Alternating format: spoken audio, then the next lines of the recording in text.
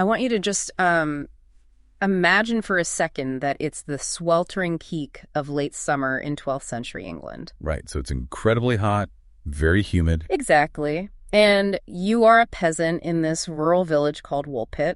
The harvest is in full swing, which means, you've been swinging this heavy iron scythe since before dawn. Your hands are completely blistered. Oh, your back is just screaming. The air smells like crushed wheat, damp earth, sweat, and you just pause to catch your breath near the edge of this dense forest. Right next to the wolf pits. Yeah, right next to a massive concealed trench that they dug to trap wolves.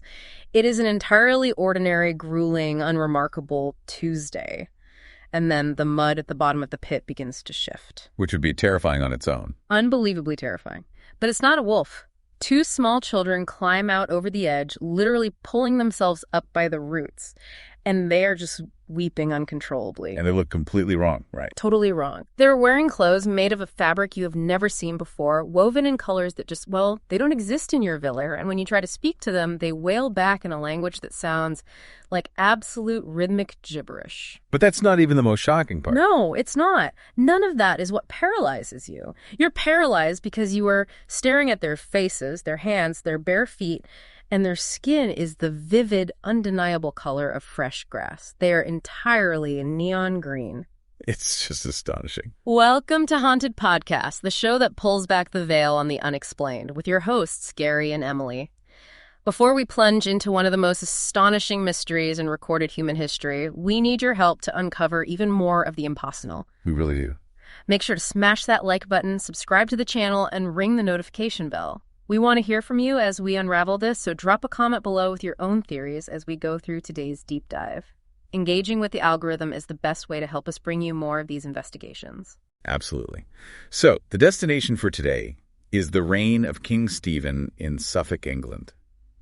We're going to examine a historical event that actively resists being categorized. It really does. It defies everything. Yeah, we're going to sift through the medieval records written by the men who actually investigated it, dissect the modern scientific and historical theories that attempt to explain it, and explore the profound folklore that surrounds it. And crucially, we're going to leave the door wide open to the possibility that history accidentally recorded a genuine physical encounter with something completely outside our current understanding of reality. Right.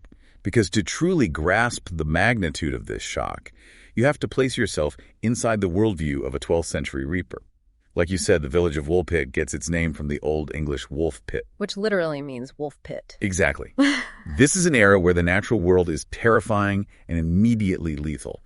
The dark canopy of the nearby Thetford Forest isn't a place for, recreation. No, it's teeming with actual wolves that will drag off your livestock and your children. Right, so to survive, the villagers dig these massive vertical trenches, cover them with woven branches and loose leaves, and toss rotting meat at the bottom to lure the predators. It's a brutal existence. It is. The sensory landscape of your life is incredibly narrow and strictly defined. You know the smell of your family's hearth, the tolling of the local church bell, and the boundaries of your Lord's fields. And that is the entirety of your universe. You are deeply anchored in a predictable seasonal rhythm. I mean, a medieval peasant's life is dictated by the sun and the soil. You just do not anticipate deviations from the natural order. No, not at all. So when these two children, a young boy and a slightly older girl, emerge from a trap designed for apex predators, it isn't just surprising, it is an ontological shock. It breaks the literal rules of reality. And the historical accounts really emphasize their alien appearance. The fabric of their clothing is described as entirely unfamiliar. Which is saying a lot for that time. It really is. We have to remember that in rural 12th century England, textiles were homespun wool or linen, dyed with locally foraged plants like woad or madder. Right, which gives you those very muted blues, reds, and yellows. Exactly. The village weavers and spinners would have known every single type of cloth and dye in existence within a 50-mile radius. Right, that was their whole livelihood. So for them to look at these children's garments and find the material itself completely unrecognizable, well, it suggests something either impossibly foreign or not of this world at all. So the villagers are completely out of their depth, right? They do what anyone in a rigid feudal system would do. They take the problem to the person in charge. The local lord. Yeah. The children are hauled a few miles away to the local manor at Wykes, which is owned by a knight named Sir Richard de Camp. Now, keep in mind, these children are visibly emaciated. They're starving, exhausted, and weeping in pure terror. Just completely traumatized. Exactly. So Sir Richard has his servants bring out food. They bring freshly baked bread, roasted meats, the absolute staples of medieval sustenance, and the children refuse to touch it. The rejection of the food is one of the most mechanically fascinating parts of this entire event, in my opinion. It's wild. It is, because if we assume for a moment they are human refugees from a distant land, the refusal of bread is just staggering. Wheat cultivation and bread making were the fundamental building blocks of almost every known civilization in Europe and the Mediterranean at the time. Bread was literally life. Right. For these children to look at a loaf of bread and react not just with disinterest, but with physical repulsion, implies an origin completely isolated from standard human agriculture. Well, and think about human biology. If a human being is genuinely starving to the point where their organs are beginning to fail, the primal survival instinct overrides taste, preference, and even cultural taboo. People will eat anything to survive. Exactly. Starving people have historically eaten leather shoes, tree bark, and dirt. What kind of deeply ingrained conditioning, or perhaps an entirely different biological digestive system, makes bread unrecognizable as a calorie source? It's a great question. If you handed a rock to a hungry person, they'd throw it away. That seems to be how these children viewed the bread. Which makes the breakthrough moment even more critical. Well, because days pass, the children are getting weaker and weaker, and then a laborer walks into the manor hall carrying freshly harvested broad beans. still attached to thick green stalks, right? Yes, still on the stalks.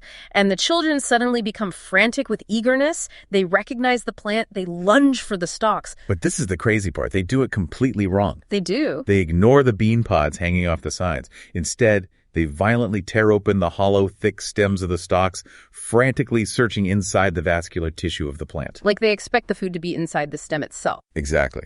And when they find the hollow stems empty, they just break down and start weeping all over again. Right. They know this plant, or something that looks exactly like it, but they believe the nutritional payload is stored inside the central stalk, not in the seed pods. It's so specific. A villager finally steps in, plucks a pod, cracks it open, and shows them the raw, naked beans inside. And the children devour them. Just devour them. They eat them raw by the handful. In fact, the historical accounts are explicit that for months afterward, they absolutely refused to eat anything else but raw broad beans. I just cannot get over the specificity of the beanstalks. If a monk is just inventing a fairy tale or a moral fable to entertain his peers, he doesn't include a weird, clumsy detail about children crying because they can't figure out the anatomy of a bean plant. Right, it's too bizarre. It's too mundane. It sounds exactly like someone witnessing a genuine, frustrating misunderstanding based on an alien set of survival instincts. It implies they are used to a flora where the stem is the food. And the transition away from this specialized diet is ultimately what seals their fates, but in completely opposite ways. Sir Richard de Caulnay and his household slowly, painstakingly, coaxed the children into trying oats, bread, and other earthly foods. They had to wean them onto it. Yeah, and as their diet shifts away from the beans and incorporates these new elements, a physical transformation occurs. Their skin slowly loses that vivid, unsettling green hue and settles into a pale, standard human complexion. The biology of that transition is wild, but, it came at a massive cost. The younger boy simply cannot adapt. From the moment he arrived, the records described him as languid, lethargic, and perpetually depressed. He was failing to thrive. Completely. Even as his skin color normalizes, his body fails. Shortly after Sir Richard has both children baptized into the local church, the boy's health plummets and he dies. It's as if his system experienced a total rejection of our world's atmosphere, diet, or microbial environment. Like an astronaut exposed to a foreign pathogen. But the girl, however, proves incredibly resilient. She physically adapts to the food, the climate, and the environment. She grows into a healthy young woman. She spends years living in Sir Richard's household, working as a servant, and eventually learns to speak fluent English. Which is the key to this whole thing. Yeah. And historical fragments suggest she eventually left the manor, moved to a larger town called King's Lynn, married a man there, and lived under the name Agnes Barr. She lived out a full human life. She did, although the chroniclers couldn't resist throwing a little medieval shade her way.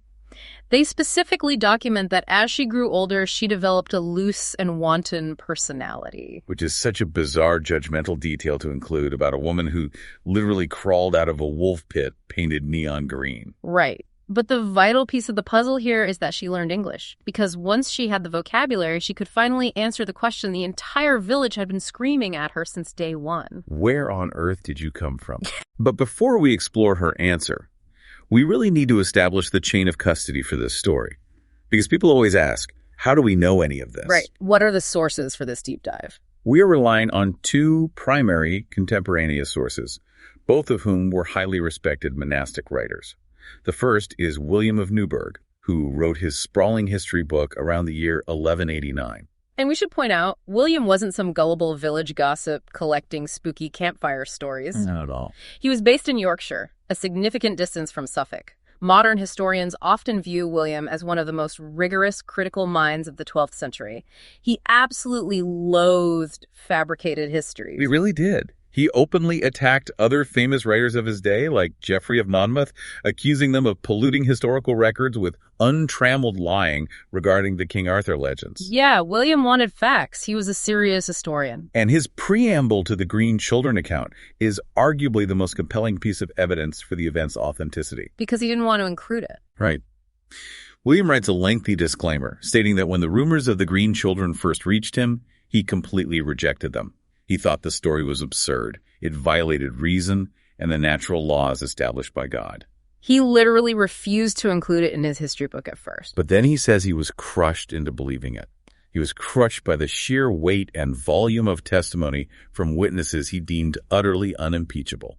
The language he uses is deeply revealing of his internal conflict. He felt intellectually cornered. He investigated, likely speaking to traveling clergy, merchants, and officials who had seen the children or spoken to the Decaune family, and the evidence just overwhelmed his skepticism. It's the 12th century equivalent of an investigative journalist who gets an anonymous tip about a crashed UFO. Exactly. The journalist scoffs, throws the tip in the trash, but then goes to the site and finds 20 high-ranking military officers, a local mayor, and a pile of physical evidence that all corroborate the impossible. Right. At a certain point, the journalist realizes they have an obligation to report it, even if it destroys their own understanding of reality. So that's William, who is the second source. The second source is Ralph of Coggeshall, who compiled his history a few decades later, around 1220. And Ralph brings a completely different kind of credibility to the table. He was the abbot of an Essex monastery, located perhaps 20 or 30 miles from Woolpit. Oh, so he was a local. Very local. He wasn't relying on travelers. He was right in the neighborhood.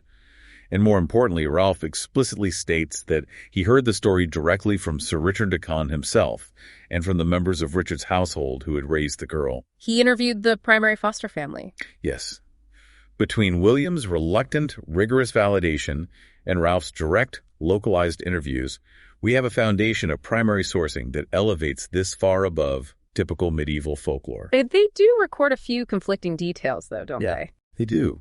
When discussing how the children actually arrived at the wolf pit, Ralph, the guy who interviewed the knight, says the kids claimed they wandered through a dark cave. But William, the skeptic up in Yorkshire, records that they simply heard a loud noise, became entranced, and instantaneously found themselves displaced, appearing at the edge of the pit. Right. Those discrepancies in the transmission of the story actually bolster the argument that these monks weren't just copying from a single fictional manuscript. Because if it was a coordinated lie, the stories would match perfectly. Exactly. They were collecting independent testimonies. And those testimonies culminated in the girl's own description of her home. When she finally masters the English language, she sits down and tells them about a place she calls St. Martin's Land. And the way she describes it, it shatters the medieval understanding of the cosmos. She says that in St. Martin's Land, there is no sun. No sun at all. None. The primary star that dictates our days and nights simply does not exist in her sky. Instead, her entire world is bathed in a perpetual, unending twilight. She compares the light to the exact luminescence of the sky just before the sun breaches the horizon at dawn. Or the fading glow just after it dips below the horizon at dusk. There is no daytime and there is no nighttime, just an eternal glowing dusk. And the visual landscape she describes is equally jarring. According to Ralph's record of her testimony, she claims that in St. Martin's Land, everything is green.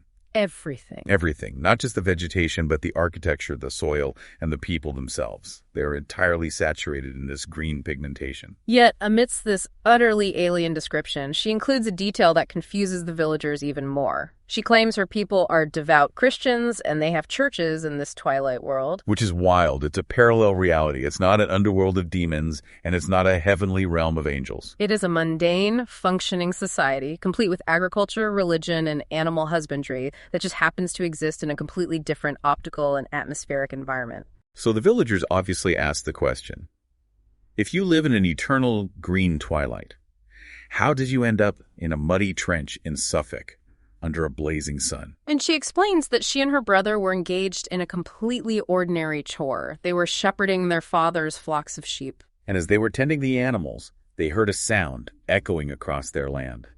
It was a loud, immensely beautiful sound of ringing bells. William of Newburgh, trying to contextualize it for his readers, compares the sound to the massive tolling bells of the Bury St. Edmund's Abbey, which was a towering architectural marvel of the region at the time. Right, the sheer acoustic power of those bells could be felt in your chest for miles. So the children hear this ravishing physical sound, and they're inexplicably drawn toward it.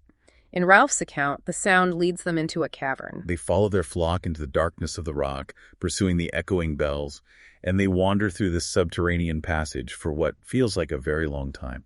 But in William's version, the sound itself seems to act as a catalyst. They hear the bells, fall into a trance, and the displacement happens almost instantaneously.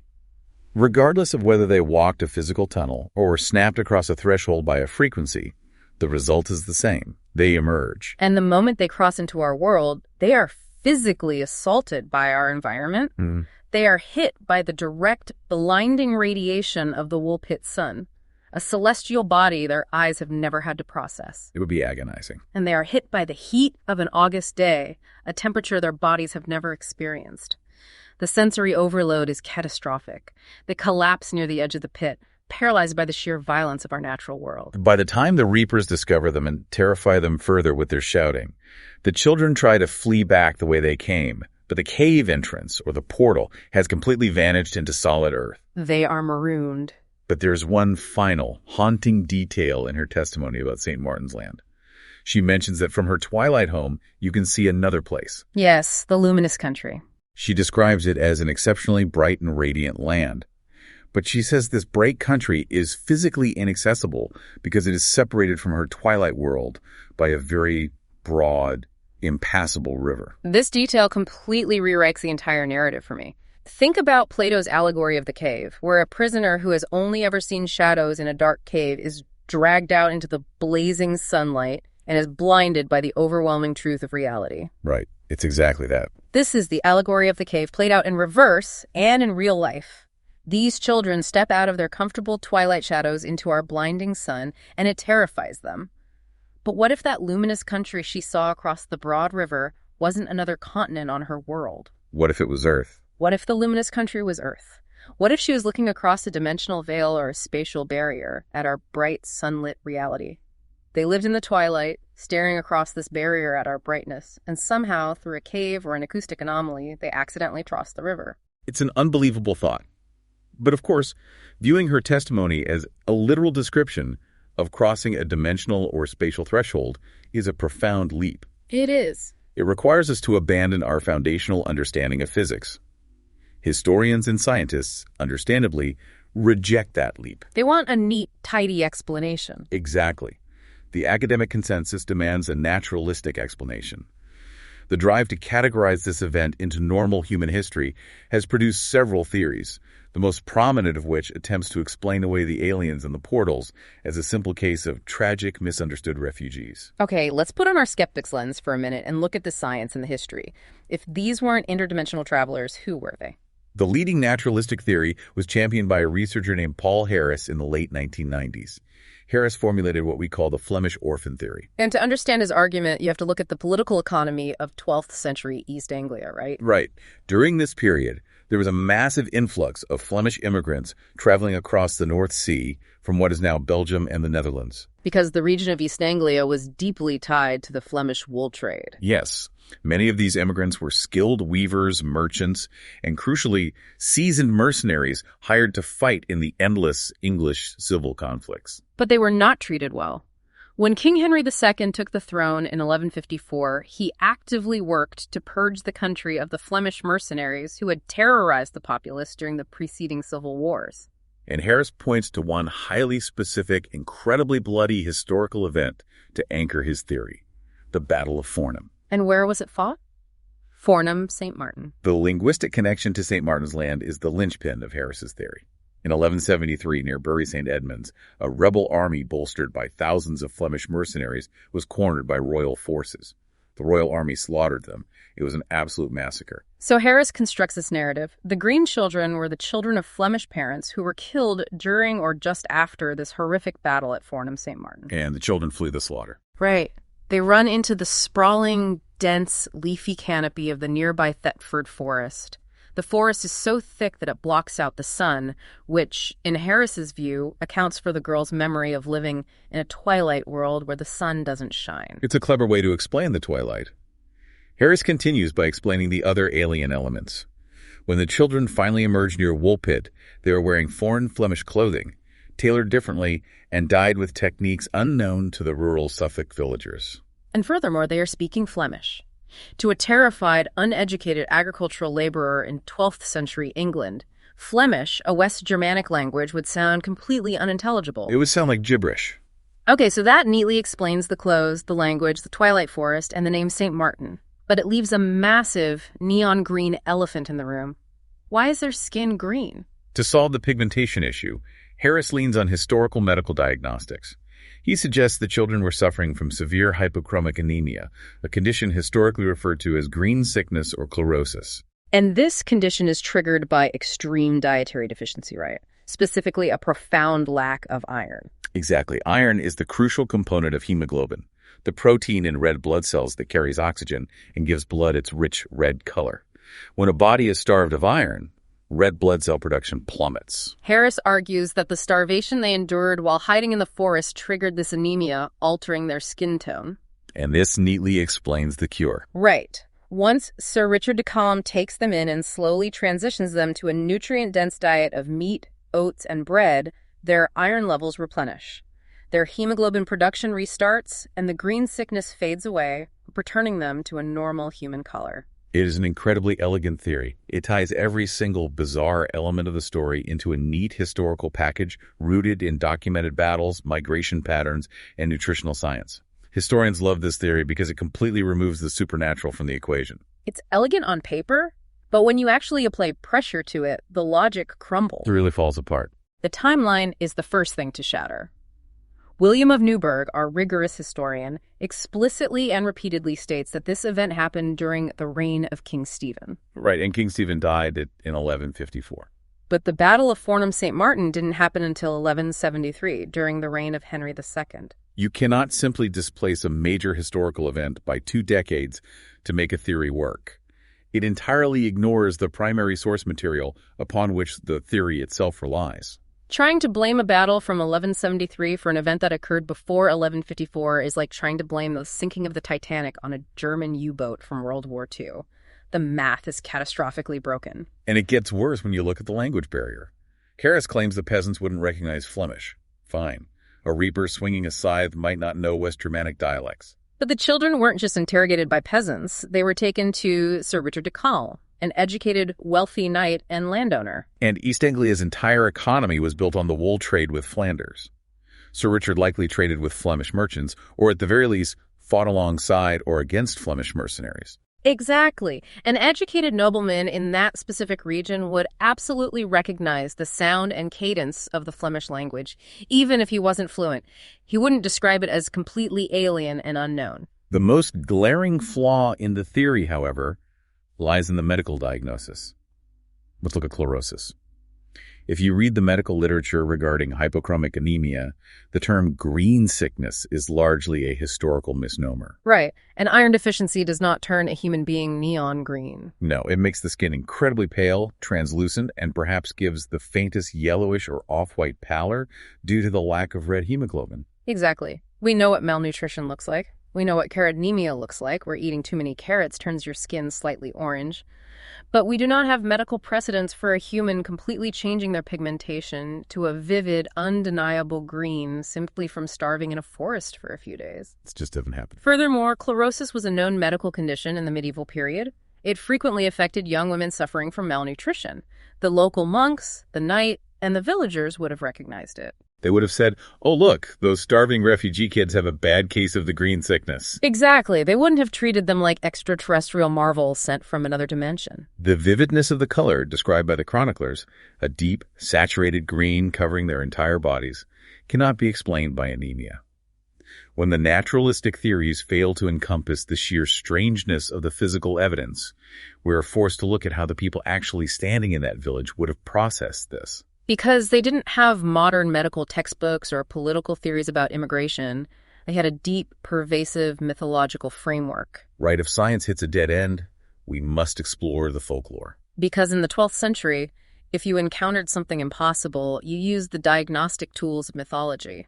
The motif of traveling through a subterranean cave and emerging into a twilight otherworld was a massive cultural trope.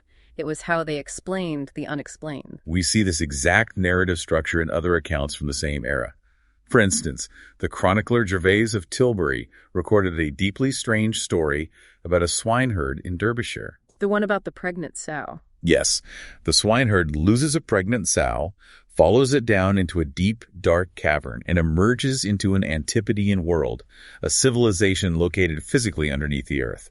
When the swineherd arrives, it is the dead of winter on the surface, but in this underground realm, the locals are harvesting ripe corn in the middle of a golden summer. That is wild. It's a literal upside-down world existing parallel to our own. And Gerald of Wales, another famous writer of the time, recorded an eerily similar story about a truant schoolboy. Yes, Gerald of Wales writes of a boy who runs away from school and hides under the bank of a river. He is approached by two tiny men, pygmies, who guide him through a dark underground tunnel. And it opens up into another twilight world, right? Exactly. The tunnel opens up into a vast, beautiful land of meadows and rivers. But the defining characteristic of this land is that it is not illuminated by the sun or the moon. It exists in a perpetual golden twilight and is populated entirely by gnomes. Caves, endless twilight, hidden parallel societies. The medieval mind was perfectly primed to interpret the Green Children through this exact lens. But what truly elevates this from a generic fairy tale to a profound myth is the specific detail of what the children ate: the broad beans. The broad beans are the most symbolically loaded, culturally resonant element of the entire historical record. The folklorist K.M. Briggs has conducted extensive research showing that in a vast array of cultures across the globe, beans are inextricably linked to the dead. Why beans? What is it about a legume that screams underworld? It stems from their physical characteristics and ancient superstitions. Their stems are hollow, appearing almost like conduits into the earth. Oh. The ancient Romans associated beans with ghosts, the underworld, and the festival of Lemuria, where they would throw black beans over their shoulders to appease restless spirits. The philosopher Pythagoras strictly forbade his followers from eating beans, genuinely believing that the hollow stems housed the transmigrated souls of the dead. So, to a medieval peasant, eating raw beans straight off a hollow stalk isn't just a weird dietary choice. It is an act of communion with the dead. But beans have a dual nature in mythology, don't they? They do, which perfectly encapsulates the children's journey. Because a bean contains a massive seed that can survive dormant in the cold, dark earth and then violently sprout into life, it is also a potent, universal symbol of rebirth, fertility, and resurrection. This is staggering when you map it onto the narrative. The children literally emerge from a hole in the earth, a pit of death meant for wolves. They're starving, and they refuse the food of the living. They will only consume the food of the dead. But as they slowly transition to eating bread, their deathly supernatural green color fades, and they are resurrected into normal human society. We are watching a mythological resurrection play out as a physical event, and the name of their homeland cements this entire theory: St. Martin's Land. St. Martin of Tours was a profoundly important historical figure, but over centuries of folklore, he accrued specific, macabre associations. In medieval iconography, St. Martin is frequently associated with the concept of a psychopomp. And a psychopomp is an entity, often a spirit, a deity, or an animal, whose specific cosmological function is to physically guide newly deceased souls from the land of the living into the afterlife or the underworld. So St. Martin is functioning like Charon ferrying souls across the river Styx or the Grim Reaper. Exactly. St. Martin is almost always depicted riding a horse. In Celtic mythology and much of European folklore, the horse is the ultimate symbol of the journey to the other side. It is the vehicle of death. Furthermore, St. Martin is occasionally depicted carrying a rod or a stick, which was interpreted as a tool of resurrection or magical authority over the dead.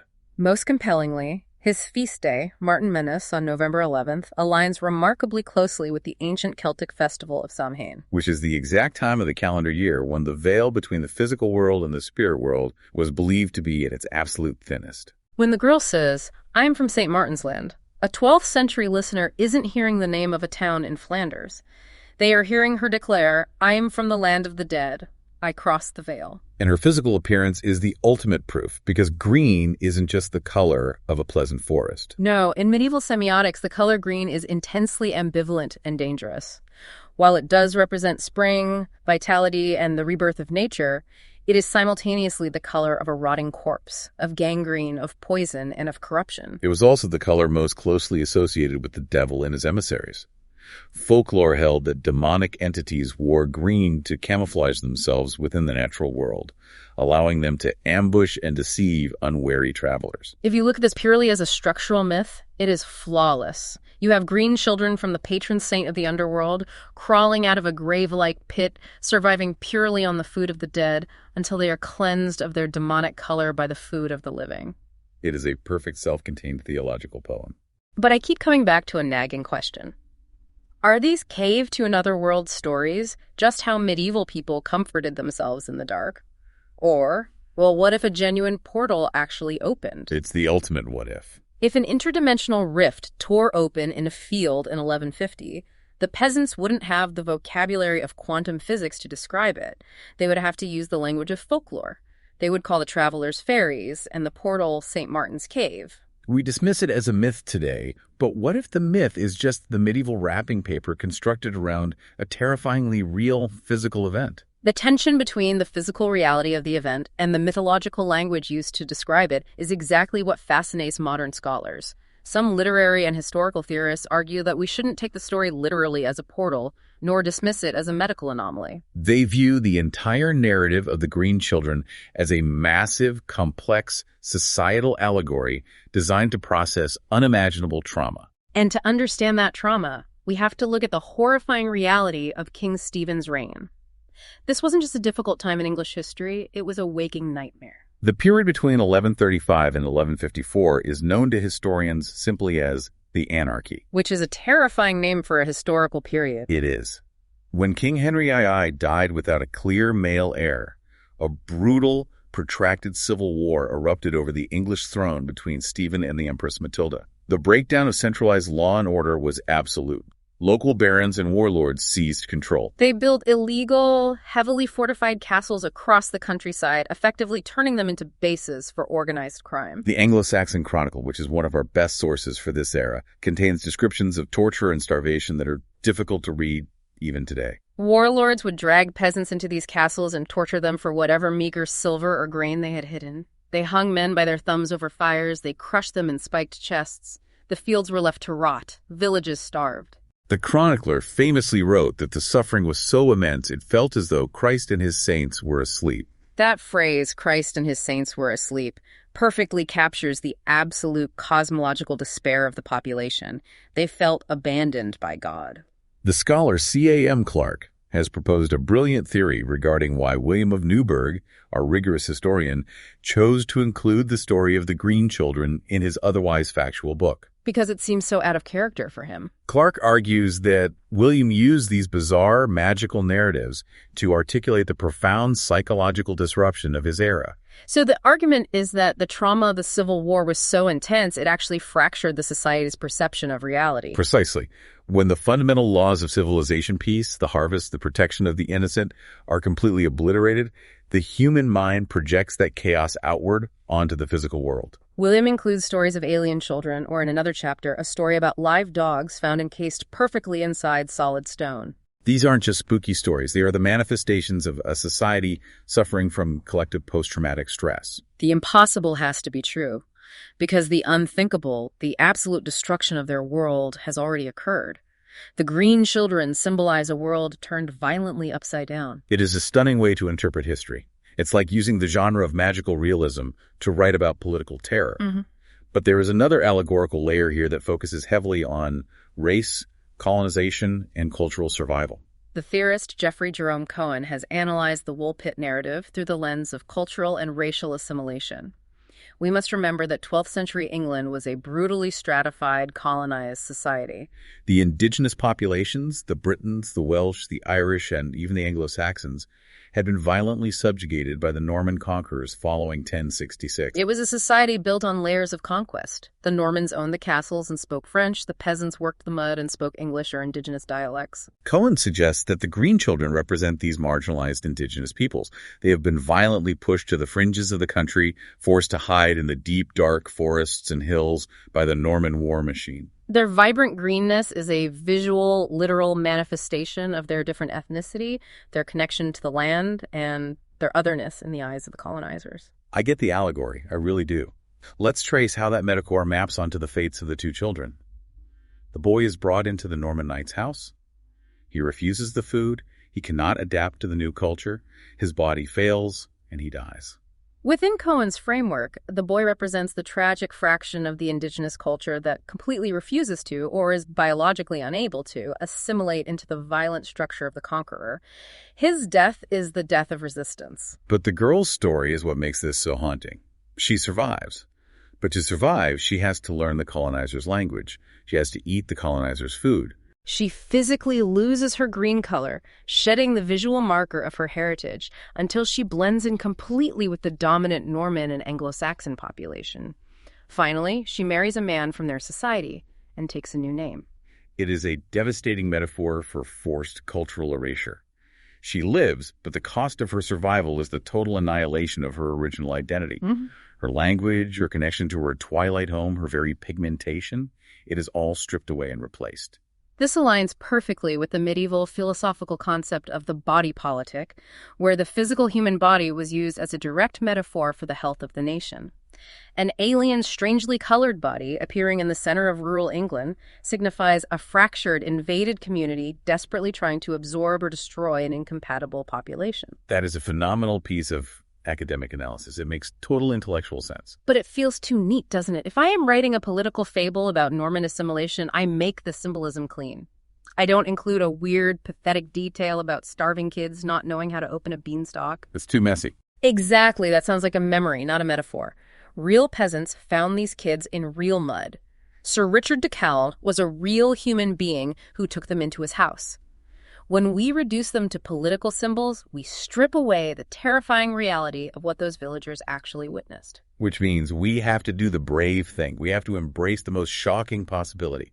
What if it wasn't a disease, and what if it wasn't a metaphor? What if it was a genuine physical anomaly? If we step across that line into the paranormal and the extraterrestrial, we find ourselves in very old company. The idea that these children were quite literally from another world has captivated brilliant minds for centuries. As early as 1621, the brilliant scholar Robert Burton, in his encyclopedic work, The Anatomy of Melancholy, discussed the Woolpit children. He casually but seriously suggested that they fell from heaven. He was proposing an extraterrestrial origin over 400 years ago. Yes, and that seed of an idea grew rapidly. In 1638, Bishop Francis Godwin published The Man in the Moon, which is widely considered one of the very first science fiction narratives ever written in the English language. Godwin explicitly used the historical accounts of the Green Children, linking their twilight home of St. Martin's Land to a civilization living on the moon.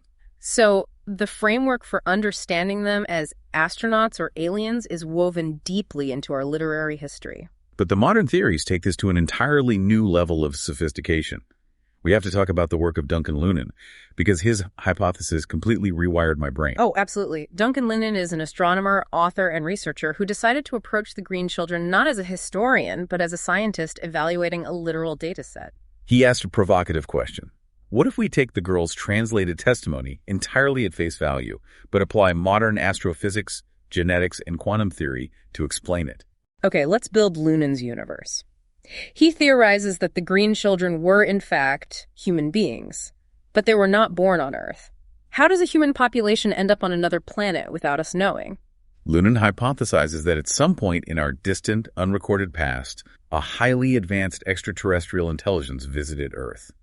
For reasons we can only guess at, perhaps a scientific experiment or an attempt to preserve the species from an extinction event, they abducted a population of early humans. And these humans were transported across the galaxy to a distant exoplanet that had been specifically terraformed to support human biology. So they build a terrarium for humans, but it's not an exact replica of Earth. Far from it. Based on the girl's specific descriptions of her environment, Lunan suggests this terraformed exoplanet was in a state of synchronous rotation with its host star.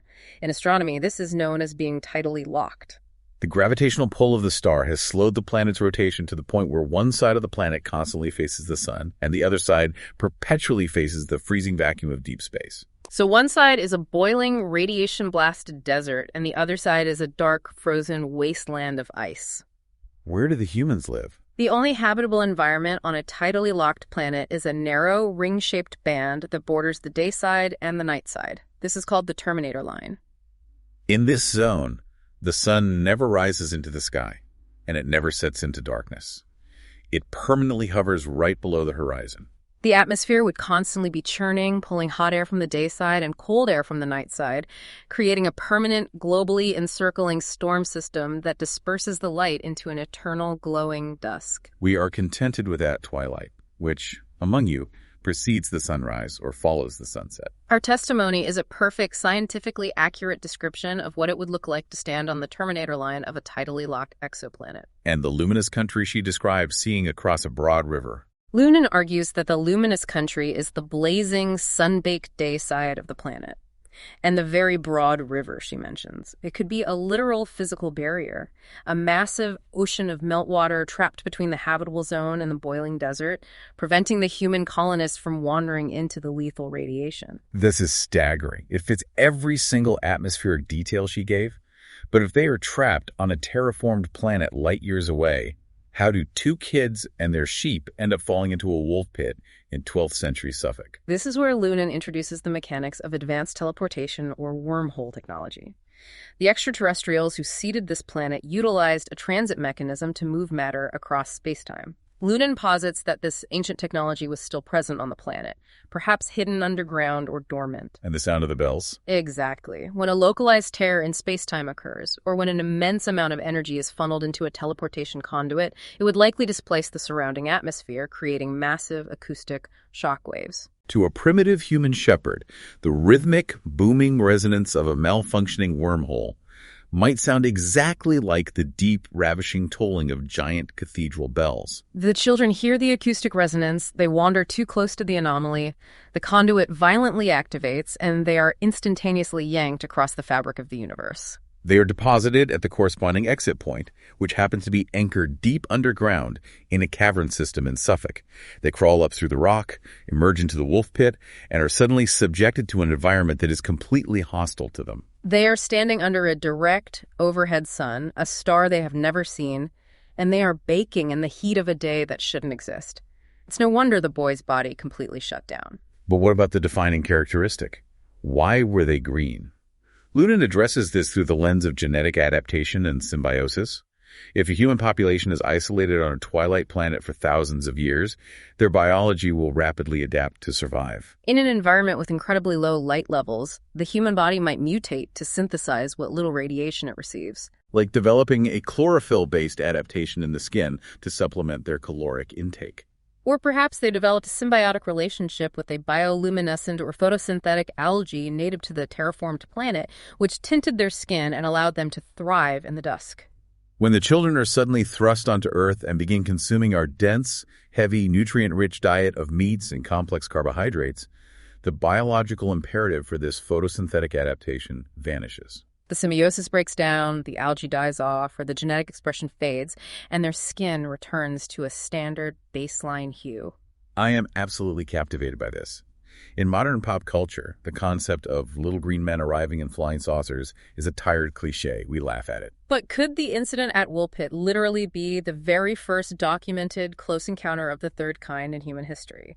Is this the actual origin point of the archetype? An advanced intelligence, interstellar abduction, terraformed biospheres, wormhole acoustics, and two lost kids falling through a crack in the universe. It is a breathtaking theory that respects the intelligence of the girl's testimony far more than dismissing her as a traumatized peasant with an iron deficiency. It is a phenomenal thought experiment.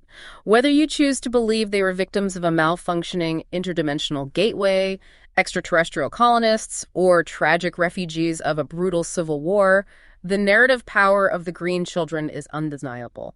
It has survived for over 8 centuries, constantly adapting and mutating to fit the anxieties and imaginations of each new generation. And one of the most fascinating ways it mutated was by merging with other local folklore.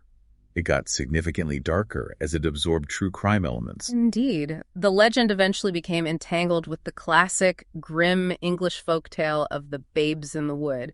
The traditional structure of the Babes in the Wood story involves a wicked uncle who is entrusted with the care of his young niece and nephew. Desiring their inheritance, he abandons them deep in the forest to die of exposure. But the localized East Anglian version adds a terrifying chemical twist to the story. It does. In some later variations that developed around Norfolk and Suffolk, the wicked uncle doesn't just abandon them. He poisons them with arsenic before leaving them to wander in Wayland Wood, which is very close to Thetford Forest. And if you look at the toxicology of chronic arsenic poisoning, one of the physical symptoms can be a distinct, sickly greenish hue to the skin. Exactly. The local folklore organically synthesized these two narratives. The poisoned, green-skinned babes in the wood managed to survive, escape the forest, stumble into the wolf pits at Woolpit, and are discovered by the villagers as the mysterious Green Children. It is a fascinating sociological example of how later generations attempt to rationalize supernatural mysteries by grounding them in the horrific reality of human greed and murder. We are so desperate to force the impossible to fit into a box we can understand, but the story refuses to stay in the past. It has exerted a massive gravity on modern art and pop culture. Herbert Reed, the incredibly influential English anarchist poet and philosopher, became totally obsessed with the Woolpit legend. He famously declared it to be the norm to which all types of fantasy should conform. In 1935, he channeled that obsession into his only full-length novel, appropriately titled The Green Child, which uses the legend to explore utopian politics and philosophy. The artistic inspiration hasn't slowed down. In 1996, the acclaimed poet Glenn Maxwell wrote a critically lauded verse play titled Wolf Pit, which debuted at the Edinburgh Festival Fringe.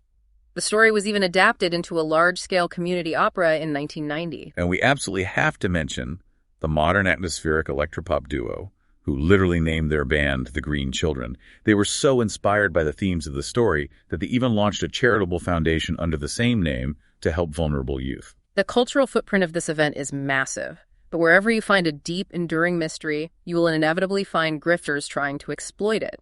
Which brings us to the infamous Banjo's Spain hoax.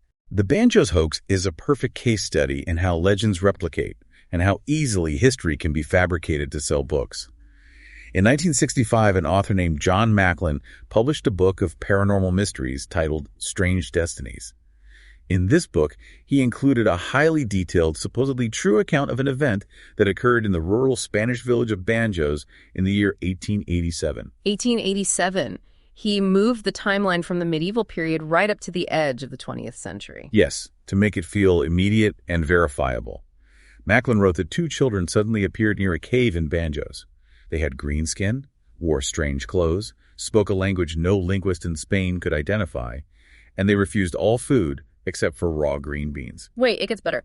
Who was the local mayor who bravely took these alien children into his home? According to Macklin, the benevolent mayor of Banjos was a man named Ricardo de Calno. Ricardo de Calno. He literally just took Sir Richard de Calne, the 12th century English knight, and slapped an O on the end of his name to make it sound Spanish. The laziness of the plagiarism is almost impressive. It was a total ground-up fabrication. Extensive investigations by later researchers proved that there is no historical record of any village named Banjos existing anywhere in Spain, let alone a mayor named Ricardo de Calno, or an incident involving green children in the 1880s. Macklin simply lifted the Woolpit Chronicles, scrubbed the dates, changed the setting to a fictional Spanish town, and published it as a modern paranormal phenomenon. But the truly wild part is that it worked. For decades, paranormal enthusiasts and writers cited the Banjos incident as absolute proof that the Green Children phenomenon wasn't an isolated medieval fluke, but a recurring global event. People believed it because they wanted to believe it. And that gets to the core of why we're doing this deep dive. Why are we so obsessed with this? Even if we accept that this is an 800-year-old mystery, we are still writing operas about it. We are naming bands after them. There is something deeply, fundamentally archetypal about the image of lost, colorful children that the human psyche simply cannot shake. I believe it taps into a primal intersection of fear and wonder. The Green Children represent the ultimate threshold. They are innocence colliding with the absolute, terrifying limits of our physical reality. On a subconscious level, humanity senses that the universe is infinitely larger, stranger, and more complex than the tiny sliver of reality our senses can perceive. The Green Children are a physical manifestation of that vast, hidden reality. They force us out of our complacency. They demand that we ask the terrifying question, what else is out there, quietly existing in the twilight, waiting for us to notice? That is exactly it. It shatters the arrogance of thinking we have everything figured out. Let's look back at the incredible ground we have covered today.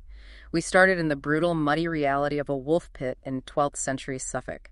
We watched two alien-looking children refuse the staples of human civilization and violently tear into raw beanstalks. We examined the meticulous testimonies collected by skeptical, rigorous monks and local knights. We debunked the comfortable medical theories of anemia and explored the profound mythological symbolism of underworld psychopomps and the food of the dead. We waded through the horrific bloodshed of King Stephen's anarchy to understand how trauma fractures a society's reality, and we unpacked the devastating allegories of cultural erasure and the violent assimilation of indigenous peoples. Finally, we launched into the cosmos, breaking down the mechanics of tidally locked exoplanets, atmospheric terminator lines, genetic mutation, and ancient teleportation networks malfunctioning across the stars. It is a journey that stretches the absolute limits of history, science, and human imagination. But as we wrap up this deep dive, I want to leave you, the listener, with a final, chilling concept to mull over tonight. When we talk about aliens and portals, we always look up at the stars. We assume the unknown is light years away. But what if we don't need spaceships? What if Duncan Lunan's terraformed planet isn't in another solar system? What if St. Martin's Land occupies the exact same physical space as we do? The concept of overlapping dimensional planes, a reality layered right on top of our own. Exactly. Separated not by distance, but merely by a slight shift in dimensional frequency. Think about the spectrum of light. Our human eyes can only process a tiny fraction of the electromagnetic spectrum.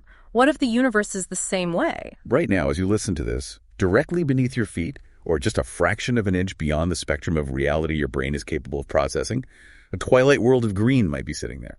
A parallel society living in an eternal glowing dusk, completely unaware of us, just as we are entirely unaware of them. They are just going about their lives, waiting for the frequency of the universe to momentarily destabilize, waiting for the bells to ring again. It is an astonishing, humbling thought. The realization that the impossible unknown isn't millions of miles away. It is right here in the room, quietly brushing up against us in the dark. Thank you so much for joining us on this incredible Journey on Haunted podcast. Before you go, please take a second to engage with the algorithm, hit that subscribe button, smash the like, ring the bell, and most importantly, let us know in the comments below. What do you believe? Were they extraterrestrial abductees, ancient fairies, traumatized refugees of war, or just lost kids who slipped through a crack from the dimension next door? We read every theory, and we want to know what you think. Until next time, keep questioning the impossible.